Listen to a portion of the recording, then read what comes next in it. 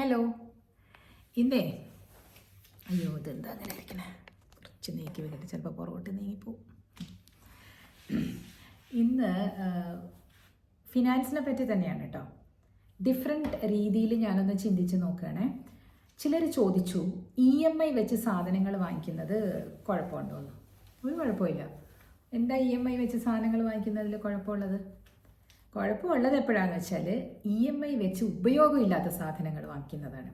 For example, ഇപ്പോൾ നമ്മളൊരു phone വാങ്ങിക്കുകയാണ്, ഭയങ്കര വിലയുള്ള ഐഫോൺ തന്നെ ഇരിക്കട്ടെ, അതിന് EMI ഇടുന്നതിൽ കുഴപ്പമില്ല. If you are doing A business out of it, ചിലപ്പോൾ ഇ-കോം ബിസിനസ് ചെയ്യുന്നുണ്ടാകും, അല്ലെങ്കിൽ ഇതുപോലെ യൂട്യൂബ് ചെയ്യുന്നുണ്ടാകും. അപ്പോൾ അതിനൊക്കെ ആ ഫോൺ വളരെ ഉപകാരമാകും അല്ലേ. കാരണം എന്താണെന്ന് വെച്ചാൽ അങ്ങനത്തെ ഫോണാകുമ്പോൾ കൂടുതൽ എഡിറ്റിംഗ് വേണ്ട. ഇപ്പം ഞാനിത് ഐഫോണാണ് ഞാൻ യൂസ് ചെയ്യുന്നത്. അതിൽ നിന്ന് എന്തെങ്കിലും ഒരു കുറച്ച് വരുമാനം ഉണ്ടാക്കാൻ പറ്റുന്ന ഒരു കാര്യമാണെങ്കിൽ ഡെഫിനറ്റ്ലി EMI വെച്ച് നമ്മൾ വാങ്ങുന്നതിൽ തെറ്റില്ല. പക്ഷേ നമുക്ക് ആവശ്യമില്ലാത്ത ചില കാര്യങ്ങളില്ലേ, അതിനിപ്പോൾ എന്താ പറയുക, ഒരു ഫോൺ ഓൾറെഡി ഉണ്ട്, അതിൻ്റെ അടുത്ത വർഷം മിക്കവാറും 1.5 വർഷത്തിൽ തന്നെ ഈ ഐഫോൺ അപ്ഗ്രേഡ് ചെയ്തുകൊണ്ടിരിക്കുമല്ലോ അവർ കമ്പനീസ്. അങ്ങനെ അപ്ഗ്രേഡ് ചെയ്യരുത്. അല്ലെങ്കിൽ ഹൈ എൻഡ് കാർ, ഇപ്പോൾ നിങ്ങൾക്കൊരു സ്കൂട്ടറാണ് ഉള്ളത്, അതിൻ്റെ ആവശ്യമുള്ള അടുത്താണ് ഓഫീസെങ്കിൽ നിങ്ങൾ അപ്പോൾ കുറച്ചുകൂടി സുരക്ഷിതമായിട്ട് പോകാൻ, വെയിലടിക്കാതെ പോകാമെന്ന് വിചാരിച്ചൊരു കാർ മേടിച്ചു. Okay, fine. അത് ഒരു ചെറിയ EMI ഉള്ളൂ. പിന്നെ കുറച്ച് കഴിയുമ്പോൾ തോന്നി കുറച്ചുകൂടെ സുരക്ഷിതത്വം വേണം, കുറച്ചുകൂടെ ഹൈ എൻഡ് മേടിക്കാം. അങ്ങനെ അപ്ഗ്രേഡ് ചെയ്ത് EMI കൊടുത്ത് പോകുമ്പോൾ നമ്മുടെ ബാങ്കിൽ പണം വന്ന് കൂടില്ല. അത് EMI അടയ്ക്കാനേ ഉണ്ടാവുള്ളൂ. അത് എൻ്റെ അനുഭവം കൊണ്ട് പറയുന്ന കേട്ടോ. ഞാൻ ഇതിനു മുമ്പും പറഞ്ഞിട്ടുണ്ട്. ഞാൻ കാറുകൾ അപ്ഗ്രേഡ് ചെയ്തുകൊണ്ടിരുന്ന സമയത്ത് എനിക്ക് ഒരു തരുണത്തിൽ എനിക്ക് മനസ്സിലായി, ഞാനതങ്ങ് സ്റ്റോപ്പ് ചെയ്തു. ഇപ്പോൾ എൻ്റെ കയ്യിലുള്ള കാറ് 12 വർഷം പഴയ കാറാണ് കേട്ടോ. ഇവിടെ അത് അരവിന്ദ് ആദ്യം വന്നപ്പോൾ വാങ്ങിച്ച അതേ കാർ തന്നെയാണ് ഞങ്ങൾ യൂസ് ചെയ്യുന്നത്. അതിലും EMI വെച്ചാണ് മേടിച്ചത്. ഇവിടെ EMI വെച്ച് വാങ്ങിക്കുന്നതിൽ കുഴപ്പമില്ല UAE-യിൽ, ബിക്കോസ് വളരെ ചെറിയ പലിശയുള്ളൂ. അത് അടച്ച് തീരുകയും ചെയ്തു. പിന്നീട് നമുക്ക് വേണമെങ്കിൽ അപ്ഗ്രേഡ് ചെയ്യാം, ബെൻസ് വേണമെങ്കിൽ വാങ്ങിക്കാം. എന്തിനാണിതെന്നാണ് നമ്മൾ വിചാരിക്കുന്നത് കേട്ടോ. ഇപ്പം തൽക്കാലത്തേക്ക് ഒരാൾ ജോലി ചെയ്തിട്ട് നമ്മൾ ജീവിക്കുമ്പോൾ ഒരുപാട് EMIs നമ്മൾ പോയി കുടുങ്ങാൻ പാടില്ല എന്നാണ് എൻ്റെ അഭിപ്രായം.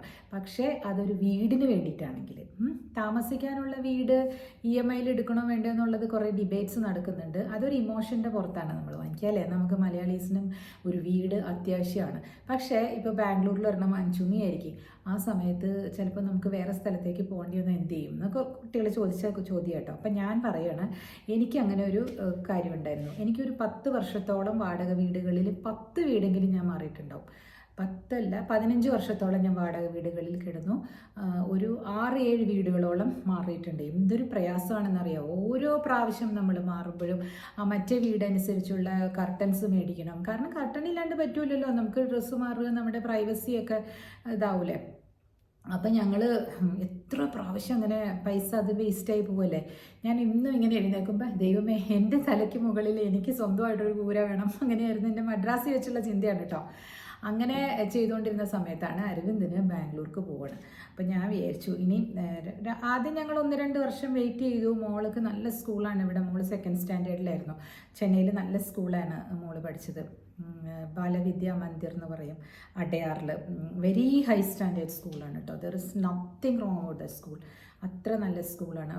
അവൾക്ക് ആ സ്റ്റാൻഡേർഡ് ഓഫ് എന്താ പറയുക, ഇംഗ്ലീഷ് പിന്നെ സോഷ്യൽ എറ്റിക്കറ്റ് എല്ലാം അവിടെ നിന്ന് കിട്ടിയതാണ്. അവിടെ തന്നെയാണ് ശിഷ്യ സ്കൂള്. നമ്മുടെ ശോഭനയൊക്കെ പഠിച്ചതും ശോഭനയുടെ മകളും ഒക്കെ അവിടെ പഠിക്കുന്നതും ഒക്കെ ശിഷ്യ. അത് വന്നിട്ട് കുറച്ചും കൂടെ ഹൈ എൻഡാണ്, ലൈക്ക് ഓൾ ഫിലിം സ്റ്റാർസ്. കമൽഹാസൻ്റെ മകളൊക്കെ അവിടെയാണ് പഠിച്ചിരുന്നത്. പക്ഷേ ഇത് വന്ന് നമ്മുടെ ഒരു വർക്കിംഗ് ആയിട്ടുള്ള ലൈക്ക് ഓഫീസേഴ്സ്, പോലീസ് ഓഫീസേഴ്സ്, പിന്നെ സിവിൽ സർവൻസ്, അങ്ങനെ ഒരുപാട് അങ്ങനെ ജോലി ചെയ്തിട്ട് വരുന്ന ആൾക്കാരുടെ മക്കൾ, അങ്ങനെ ഒരു വ്യത്യാസമുള്ള അങ്ങനെയാണ് കേട്ടോ അത് തരംതിരിക്കണം. ബിസിനസ്സുകാരുടെയും ഉണ്ട്, പക്ഷേ ബട്ട് സ്റ്റിൽ ഒരു ഹൈ സ്റ്റാൻഡേർഡ് അക്കാഡമിക്കലി ഉണ്ടായിരുന്നു. അതുകൊണ്ട് എനിക്ക് ആ സ്കൂൾ വിട്ടിട്ട് ബാംഗ്ലൂർക്ക് പോകാനായിട്ട് ഞാൻ കുറേ സ്കൂൾസ് നോക്കി. അവിടെ എല്ലാം ഭയങ്കര നമുക്ക് ആവശ്യമില്ലാത്ത സ്കിൽസൊക്കെ ഉള്ള പഠിപ്പിക്കുന്ന സ്കൂള്. ഹോഴ്സ് റൈഡിങ്ങും അങ്ങനെയൊക്കെ. എനിക്ക് എന്തോ ഈ ഹോഴ്സ് റൈഡിങ് ഒക്കെ പെൺകുട്ടികൾ പഠിക്കണം അങ്ങനൊന്നും അത്ര വലിയ അങ്ങനെ ഒരു ചിന്തയൊന്നും എനിക്കില്ല കേട്ടോ. അതെന്തുകൊണ്ട് എന്താണോ ഞാൻ അങ്ങനെ ചിന്തിച്ചിട്ടില്ല. അത് വേണം എന്ന് എനിക്ക് തോന്നിയിട്ടില്ല. സ്വിമ്മിങ് വേണം, അത് പക്ഷെ അവൾക്ക് പേടിയായിരുന്നു. ഒരു കാര്യം പേടിയാണെന്ന് പറഞ്ഞു കഴിഞ്ഞാൽ പിന്നെ തള്ളിവിടുന്ന പരിപാടി എനിക്കില്ല. പിന്നെ ആർട്ട് ആൻഡ് കൾച്ചർ അതൊക്കെ കൂടുതലും മദ്രാസിലാണ്. ഞാൻ പറഞ്ഞിട്ടുണ്ടായിരുന്നില്ലേ, ആദ്യം ശോഭനയുടെ ഡാൻസ് സ്കൂളിലായിരുന്നു മോള് പോയിക്കൊണ്ടിരുന്നത്. കുറേ നാൾ പഠിച്ചു, പക്ഷേ അവിടെ ഒന്നും അങ്ങോട്ട് നീങ്ങുന്നുണ്ടായിരുന്നില്ല. 1.5 വർഷത്തോളം അവിടെ പോയി കഴിഞ്ഞപ്പോൾ പിന്നെ ഞങ്ങൾ കലാക്ഷേത്രത്തിലെ ഒരു പ്രൊഫസറുടെ വീട്ടിൽ പോയിട്ട് പഠിക്കാൻ തുടങ്ങി. വളരെ നല്ല ഒരു മാഷാണ് കേട്ടോ, കലാക്ഷേത്രയിലെ മോഹനൻ മാഷ്, പാലവാക്കം എന്ന് പറഞ്ഞ സ്ഥലത്താണ് താമസിക്കുന്നത്. അയ്യോ, എനിക്ക് മാഷും സുനിതയും മാഷിൻ്റെ ഭാര്യയാണ്. ഞാനും കുറേ ചുവടുകളൊക്കെ വെച്ചു കുറേ നാൾ. പിന്നെ എനിക്ക് എൻ്റെ ചെയ്യേണ്ടതായിരുന്നു, പിന്നെ അവിടെ നിന്ന് പോകുന്നില്ലേ, അതുകൊണ്ട് നിർത്തി. അപ്പോൾ മോള് പറയും, അയ്യോ CV-യിൽ ഭരതനാട്യം ഡാൻസർ എന്നൊക്കെ എഴുതി വെച്ചേക്കുന്നത്, വെറുതെ ഭരതനാട്യം ഇഷ്ടമാണെന്ന് എഴുതിയതിന് അവൾ പറയുന്നതാണ് 10 ചുവട് വെച്ചിട്ട്. മോള് നന്നായി കളിക്കും, പക്ഷെ അവൾ നിർത്തി. അപ്പോൾ എല്ലാം അറിയാൻ വേണ്ടിയിട്ട് അറിഞ്ഞു എന്ന് പറയുന്നതിന് അതായിരിക്കും ശരി. ഇപ്പോൾ പറഞ്ഞു വന്നത് സ്കൂൾ മാറാൻ വയ്യാതിരുന്നത് കൊണ്ട് എനിക്ക് ബാംഗ്ലൂർക്ക് പോകണ്ട എന്നൊക്കെ മനസ്സിൽ വന്നു തുടങ്ങിയിരുന്നു കേട്ടോ. പിന്നെ ഞാൻ വിചാരിച്ചു ശരി, അരവിന്ദും എല്ലാ വീക്കെൻഡ് ഇങ്ങോട്ട് വരും. ആൾട്ടർനേറ്റ് വീക്കെൻഡ്സ് ഞങ്ങൾ ട്രാവൽ ചെയ്യും. ഒന്നില്ലെങ്കിൽ ഞാൻ ഇങ്ങോട്ട് വരും, അല്ലെങ്കിൽ അരവിന്ദ് അങ്ങോട്ട് പോകും, മോളെയും കൊണ്ട് ഞാൻ അങ്ങോട്ട് പോകും. 2 ദിവസം അവിടെ നിന്നിട്ട് മിക്കവാറും മൺഡേയ്സ് ഞാൻ മോളെ സ്കൂളിൽ വിടാറില്ല, ഫസ്റ്റ് സ്റ്റാൻഡേർഡിലൊക്കെ വെച്ചിട്ട്. കാരണം ഞാൻ അവിടെ നിന്ന് ഇരിക്കും, എനിക്കിവിടെ എന്തെങ്കിലും കേസൊക്കെ ഉണ്ടെങ്കിൽ ആരെങ്കിലും ഏൽപ്പിക്കും. ഒരു ദിവസമൊക്കെ അങ്ങനെ ചെയ്യാറുണ്ട് ഞാൻ. അങ്ങനെ ബിക്കോസ് ഞാൻ കോടതിയിൽ പോകുമായിരുന്നല്ലോ ആ സമയത്ത്. അങ്ങനെയൊക്കെ കുറഞ്ഞ കാലങ്ങൾ. അപ്പോൾ എന്താ പറഞ്ഞതെന്ന് വെച്ചാൽ ആ സമയത്ത് പിന്നെ ഞങ്ങൾ ഡിസൈഡ് ചെയ്തു, ശരി നമുക്ക് അവിടെ ഒരു ഫ്ലാറ്റൊക്കെ വാങ്ങിക്കാം, എന്നിട്ട് ഇവിടെ നിന്ന് നമ്മൾ മോളെ അങ്ങോട്ട് മാറ്റാമെന്ന് പറഞ്ഞ് അത് മേടിച്ചു എന്ന് പറഞ്ഞാൽ അത് ഭയങ്കര റോളർ കോസ്റ്റർ റൈഡായിരുന്നു. അതിന് മുമ്പൊക്കെ പറഞ്ഞിട്ടുണ്ടായിരുന്നു, ഒന്നുകൂടെ പറഞ്ഞാൽ നിങ്ങൾക്ക് ആവർത്തന വിരസതയാവില്ലേ, അതുകൊണ്ടാണ് പറയാത്ത. ഡീറ്റെയിൽസ് പഴയതിലൊക്കെ ഉണ്ട്. എന്തായാലും ഞാൻ പറയാം, ഉള്ളതെല്ലാം എടുത്ത് പെറുക്കി ഞാൻ ഫ്ലാറ്റിന് അഡ്വാൻസ് കൊടുത്തു. പിന്നെ ഞങ്ങൾ ലോൺ എടുത്തത് എനിക്ക് ഓർമ്മയുണ്ട് കേട്ടോ. എല്ലാം കൂടെ 18 ലക്ഷമാണ് ആ ഫ്ലാറ്റിനായത്. 2003 കിട്ടി ഞങ്ങളുടെ കയ്യിൽ. ഇന്നിപ്പോൾ 20-22 വർഷമായി. അപ്പോൾ 20 വർഷത്തെ ലോണാണ് എടുത്തത്. 13,500 രൂപ അടയ്ക്കണമായിരുന്നു. അപ്പോൾ ബാക്കി 18.5 5 ലക്ഷത്തോളം ഞങ്ങൾ കൊടുക്കാൻ പെട്ട പാട് എനിക്കും അരവിന്ദിനും മാത്രം അറിയാം. ശരി, അത് കൊടുത്തു. ഗോൾഡ് വിറ്റു, ഗോൾഡ് പണയം വെച്ചു, എന്തൊക്കെയോ ചെയ്ത്. കുറച്ച് ഞങ്ങളുടെ കയ്യിലുണ്ടായിരുന്നു. അങ്ങനെയൊക്കെ ചെയ്ത് ഒരു ചെറിയ പ്ലോട്ട് വാങ്ങിയിട്ടുണ്ടായിരുന്നു മദ്രാസിൽ ആ സമയത്ത്. അത് വിറ്റപ്പോൾ കിട്ടിയ ലാഭവും അങ്ങനെയൊക്കെ വെച്ചിട്ട് ഞങ്ങൾ ആദ്യത്തെ ഗഡു കൊടുത്തു കേട്ടോ. ആ ഗഡു കൊടുത്തു കഴിഞ്ഞിട്ട് പിന്നെ കിട്ടിയത് EMI ആയിട്ട് എടുത്തു. ആ വർഷം അരവിന്ദിന് മദ്രാസിലേക്ക് ജോലി കിട്ടുകയാണ്. 1 വർഷം അവിടെ താമസിച്ചുള്ളൂ. അപ്പം ഞങ്ങൾ പിന്നത്തെ വർഷം TC വാങ്ങിക്കണം എന്ന് വിചാരിച്ചിരിക്കുന്ന സമയത്താണ് ഇത്. എന്തായാലും മേടിച്ചില്ല ഭാഗ്യത്തിന്. എൻ്റെ പൊന്നെ, ഉടനെ തന്നെ ഞങ്ങൾ ഭയങ്കര സന്തോഷമായിട്ടാണ് കാര്യം. മദ്രാസിൽ സൈപ്പം എന്ന് പറഞ്ഞൊരു കമ്പനിയിലാണ് കിട്ടിയത്. വളരെ നല്ല കമ്പനിയായിരുന്നു. അപ്പോൾ അരവിന്ദ് ഇങ്ങോട്ട് വരികയാണ്. അപ്പോൾ ഞങ്ങൾക്ക് സ്കൂൾ മാറണ്ട, സെയിം വീട് തന്നെ. ആ വീടിനും റെൻറ്റ് കൊടുക്കുന്നുണ്ടായിരുന്നു ആ സമയത്ത്, EMIയും കിട്ടുന്നുണ്ടായിരുന്നു. ഇറ്റ് വാസ് ഭയങ്കര ടൈറ്റായിരുന്നു. ചില സമയങ്ങളിലൊക്കെ ഞാൻ പറഞ്ഞിട്ടുണ്ട്, മാർവാടി കടയിൽ പോയി ഉള്ള കുഞ്ഞു മോതിരമൊക്കെ കൊണ്ടുപോയി വെച്ചിട്ടൊക്കെ നാട്ടിലേക്ക് പൈസ അയക്കേണ്ടി വന്ന സമയങ്ങളൊക്കെ ഉണ്ടായിട്ടുണ്ട്.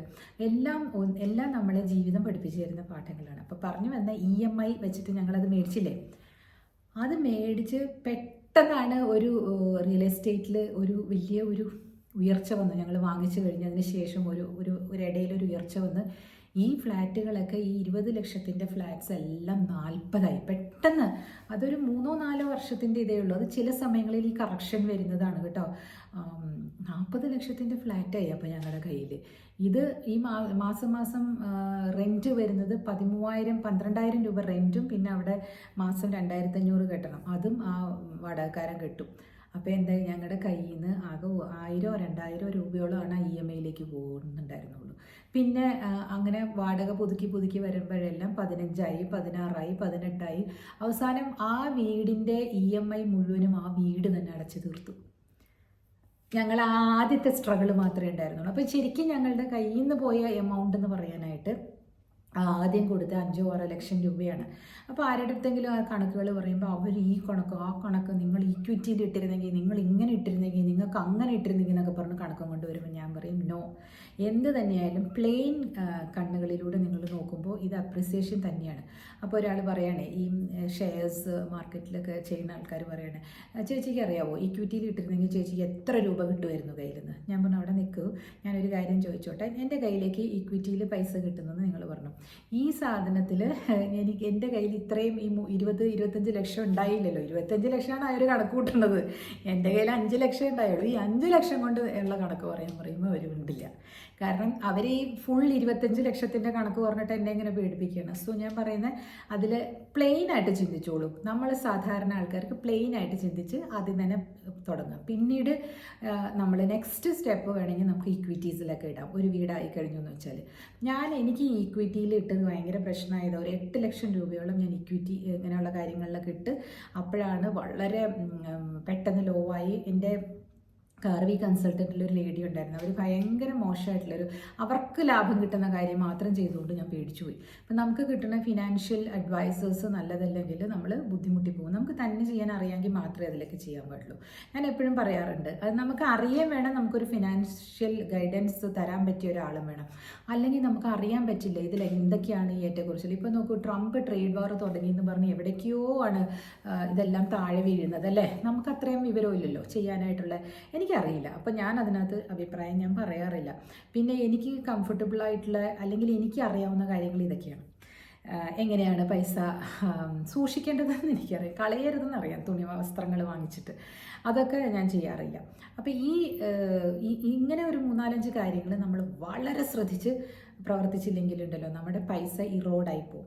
EMI ചെയ്ത് വാങ്ങിക്കുന്നത് കൂടുതൽ സാധനങ്ങൾ ഗാഡ്ജറ്റ്സ് വാങ്ങിച്ച് അപ്ഗ്രേഡ് ചെയ്യാനായിട്ട് യൂസ് ചെയ്തുകൊണ്ടിരുന്ന ഈ 14 എന്നുള്ളത് പിന്നെ 15-16 ഐഫോൺ മേടിക്കാൻ വേണ്ടിയിട്ട് ഞാൻ EMI എടുത്തു കഴിഞ്ഞാൽ ദാറ്റ്സ് റോങ്. അത് എനിക്ക് ഒരു വിധത്തിലുള്ള ഒരു ലിവറേജും എൻ്റെ ഫിനാൻഷ്യൽ ലൈഫിന് തരുന്നതല്ല. അപ്പം അങ്ങനെ ചെയ്യരുത്.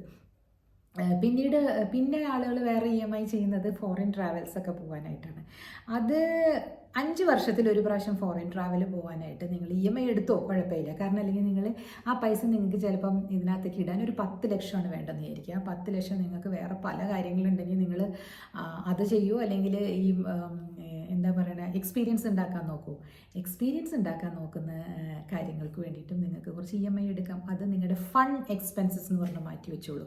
10 വർഷം നിങ്ങൾ മാറ്റി വെച്ചാലാണ് നിങ്ങൾ 10 കൊല്ലം കഴിയുമ്പോൾ പോകുന്നതെങ്കിൽ നിങ്ങൾക്ക് ഇപ്പോൾ 50 വയസ്സാണെങ്കിൽ 60 വയസ്സിൽ പോകാം എന്ന് വിചാരിക്കുമ്പോൾ ചിലപ്പോൾ എയിൽമെൻറ്റ്സ് ഉണ്ടാകും. അതുകൊണ്ട് ഒരു 10 കൊല്ലം മുമ്പേ ഞാൻ ഡിഫറെൻ്റ് ആയിട്ടാണ് പറയണത്. ഇതിന് പല ആളുകളും പറയും, ചേച്ചി അത് ശരിയല്ല, ഫണ്ട് എക്സ്പെൻസസ് മാറ്റി വെച്ചിട്ട് അതിനകത്ത് നമ്മൾ SIPയിൽ ഇട്ടിട്ട് ആ പൈസ കൊണ്ട് വേണം പോകാൻ എന്ന് പറയുന്നവരുണ്ട്. അതും കറക്റ്റ് തന്നെയാണ്. പക്ഷേ ഞാനൊരു കാര്യം പറയട്ടെ, അത് നടക്കാറില്ല. അതുകൊണ്ട് പ്രാക്ടിക്കലായിട്ടുള്ളൊരു കാര്യം ഞാൻ പറഞ്ഞു എന്നേ ഉള്ളൂ. അത്രയും പണം നിങ്ങളുടെ കയ്യിലുണ്ടെങ്കിൽ SIPയും സ്റ്റാർട്ട് ചെയ്തോളൂ. എന്നാൽ അത് മിഡ് വേ ആകുമ്പോൾ ബ്രേക്ക് ചെയ്യേണ്ട. You take A personal loan and go. That's okay. ഒരു പ്രാവശ്യത്തേക്ക് ഒരു ലൈഫ് ടൈമിൽ ഒരു എക്സ്പീരിയൻസിന് വേണ്ടിയിട്ട് വി ക്യാൻ ഡു ദാറ്റ്. എപ്പോഴും അങ്ങനെ ചെയ്യേണ്ട കേട്ടോ. എപ്പോഴും അങ്ങനെ ചെയ്തിട്ടുണ്ടെങ്കിൽ ഇതുപോലെ തന്നെ നിങ്ങൾ EMIയുടെ തലത്തിൽ ഒതുങ്ങിപ്പോകും നിങ്ങളുടെ ജീവിതം അല്ലേ. അപ്പോൾ എപ്പോഴും ചെയ്യേണ്ട. പിന്നെ അപ്പോൾ EMIs എടുക്കുന്നതിൽ തെറ്റുകൾ പറ്റാവുന്നത് ഈ പറഞ്ഞ പോലെ അപ്ഗ്രേഡ് ചെയ്യുമ്പോഴാണ്. പിന്നെ നമുക്ക് ഒരു ഹോണ്ട സിറ്റി കാറാണുള്ളതെങ്കിൽ അത് മാക്സിമം യൂസ് ചെയ്യുക. അതിനെ ഉടനെ തന്നെ ബെൻസിലേക്ക് അപ്ഗ്രേഡ് ചെയ്യണം എന്ന് ഞാൻ പറയില്ല. അതേപോലെ തന്നെ ഇപ്പം ഒരുപാട് കാണിച്ചുകൂട്ടലുകൾ ചിലയിടത്തുണ്ടാകും അല്ലേ. വീടുകൾ എപ്പോഴും അപ്ഗ്രേഡ് ചെയ്യുക. അതായത് വീട്ടിലെ ഫർണിച്ചർ എപ്പോഴും EMI വെച്ച് മാറ്റുക. ഇതൊന്നും ശരിയല്ല. ഇതൊക്കെ നിങ്ങളുടെ ഫിനാൻഷ്യൽ നിങ്ങളുടെ പോക്കറ്റിലുള്ള പണത്തിൻ്റെ ഖനം കുറയ്ക്കും, പേഴ്സിൻ്റെ ഖനം കുറയ്ക്കും. ഫിനാൻഷ്യൽ ഫ്രീഡം ഉണ്ടാവില്ല. എപ്പോൾ നോക്കിയാലും നിങ്ങൾ EMI അടച്ചുകൊണ്ടിരിക്കേണ്ടി വരും. ശരിയല്ലേ.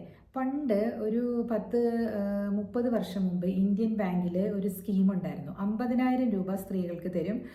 നിങ്ങൾ അതുകൊണ്ട് സ്വർണം വാങ്ങിക്കോ, എന്ത് വേണമെങ്കിലും ചെയ്യാം, എന്നിട്ട് അത് EMI ആയിട്ട് അടച്ചാൽ മതി എന്നുണ്ടായിരുന്നു. ഞാൻ എൻ്റെ പേരിലും പിന്നെ അശ്വതി പറഞ്ഞ എൻ്റെ ഒരു കസിൻ ഉണ്ടായിരുന്നു, അതൊരു കൊച്ചു കുട്ടി, അതിന് വേണ്ടാന്ന് പറഞ്ഞു. അപ്പം ഞാൻ അവൾക്ക് ലോണൊന്നും വേണ്ട, അവളുടെ പേരിലും എൻ്റെ പേരിലും എടുത്തു 50,000 രൂപ എടുത്തിട്ട് അന്ന് എനിക്ക് ഇപ്പോഴും ഓർമ്മയുണ്ട്, 5,000 രൂപയായിരുന്നു. 10 പവൻ 20 പവൻ അത് ഈ സ്വർണ്ണം എല്ലാം വിറ്റ സമയത്തായിരുന്നു. വിറ്റിട്ട് ഞങ്ങൾ ഈ ഫ്ലാറ്റിനും അതിനൊക്കെ വേണ്ടിയിട്ട് ഇങ്ങനെ നടക്കുന്ന സമയത്ത് ഞാൻ ഇത് ചെയ്തായിരുന്നു. അതാണ് ഞാൻ ആദ്യമായിട്ട് ഒരു വലിയ നെക്ലസ് പോലെ, അത് ഞാൻ കഴിഞ്ഞ ദിവസം എൻ്റെ റീലിൽ നോക്കിയാൽ നിങ്ങൾക്കറിയാം, എൻ്റെ വീടിൻ്റെ റീല് ഞാൻ ഇട്ടിട്ടുണ്ടായിരുന്നു, കണ്ടായിരുന്നോ? Home is where my heart is എന്നൊക്കെ പറഞ്ഞിട്ട്, അല്ല my heart is wear home is എന്തോ എനിക്ക് തോന്നിയതിട്ടുണ്ടായി. ചെന്നൈ വീടിൻ്റെ ഒരു പാട്ടിട്ടുണ്ടായിരുന്നു, അതിൽ എൻ്റെ ഒരു ഫോട്ടോ ഉണ്ട്. അത് ഞാൻ അങ്ങനെ വാങ്ങിച്ചതാണ് ആ സമയത്ത്. അപ്പോൾ അതിപ്പോൾ നോക്കൂ, ഇപ്പോഴും ഉണ്ട് കേട്ടോ. അതൊരു അസറ്റായില്ലേ. അങ്ങനെയൊക്കെ ചെയ്യുന്നതിൽ തെറ്റില്ല എന്നാണ് ഞാൻ പറയുന്നത്. ഇപ്പോൾ ആരും അങ്ങനെ ലോണൊന്നും കൊടുക്കുന്നില്ല അല്ലേ, സ്വർണം വാങ്ങിക്കാനൊന്നും. അതൊക്കെ ഓരോ സമയത്ത് ഓഫർ കിട്ടുന്നത് you should avail of it. അത് ചെയ്തോളാം. പക്ഷെ കൊള്ളപ്പലിശയ്ക്ക് കാശ് എടുക്കുകയോ അത് വെച്ചെടുത്തിട്ട് നമ്മൾ സ്വർണം വാങ്ങിക്കുകയോ അങ്ങനെയൊന്നും ചെയ്യരുത് കേട്ടോ. ബിക്കോസ് അപ്പോൾ അതിൽ ലാഭമൊന്നും ഇല്ല. അതിൻ്റെ ആദ്യത്തെ ലാഭം തന്നെ നിങ്ങൾ കളഞ്ഞതിന് ശേഷമാണ് നിങ്ങൾ എന്താ പറയുക 15 വർഷം കഴിയുമ്പോൾ ലാഭം കിട്ടുമെന്നും പറഞ്ഞ് ഇപ്പോഴേ വന്നിട്ട് കൊള്ളപ്പലിശയ്ക്ക് വാങ്ങിച്ചെടുക്കരുത്. അത് ചിലപ്പോൾ അത് ശരിയാവില്ല.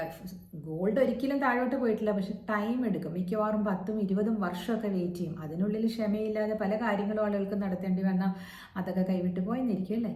സോ EMI നല്ലതാണോ ഇല്ലയോ എന്നുള്ളതാണ് ഇന്നത്തെ ടോപ്പിക്ക്. ടേക്ക് അവേ ഈസ് 2 കാര്യങ്ങൾ ചിന്തിച്ചിട്ട് വേണം EMI എടുക്കാൻ. ഒന്ന്, നിങ്ങൾക്ക് അതുകൊണ്ട് ബെനിഫിറ്റ്സ് ഉണ്ടോ, ആർ യു റീപ്പിംഗ് ബെനിഫിറ്റ്സ്, ഒരു വാടക കിട്ടുന്നുണ്ടോ, അല്ലെങ്കിൽ നിങ്ങൾ ആ ഗാഡ്ജറ്റ് നിങ്ങളുടെ ബിസിനസ്സിന് വേണ്ടി യൂസ് ചെയ്യുന്നുണ്ടോ എന്നൊക്കെ നോക്കിയിട്ട് വേണം നിങ്ങൾ EMI എടുക്കാൻ. Okay, so cheers. ചെറിയ ടോക്കാണ്. ബൈ.